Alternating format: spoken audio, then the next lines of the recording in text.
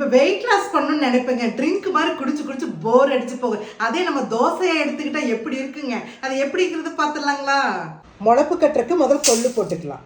வெந்தயம், கருப்புளுந்து, பச்சைப்பயிர், தண்ணி ஊற்றி 7 மணி நேரம் கழித்து முளப்பு கட்டிக்கலாம். நல்லா ஊறி வச்சு காட்டன் துணியில் முளப்பு கட்டிடலாம்.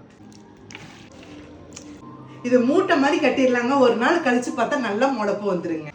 பாருங்க, நல்லா முளப்பு வந்துச்சு. வெயிலில் காய வச்சு எடுத்துக்கலாம். முளப்பு கட்டினதை பாருங்கள், நல்லா வெயிலில் காய வச்சு எடுத்துட்டேன்.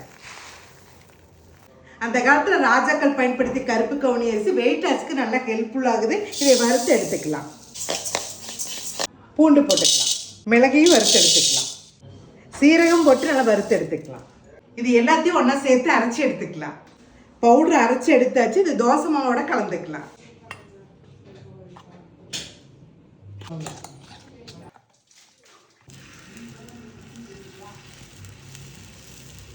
Wait loss dosa ready. இப்போ இந்த தோசை டேஸ்ட் பார்த்துடலாங்களா? டேஸ்ட் வந்து நல்லா தாங்க. எல்லாமே முளப்பு கட்டின பயிர்கள் செய்கிறப்ப நல்லா சத்தானதுங்க. டேஸ்ட் உடம்புக்கு ரொம்ப நல்லது. இது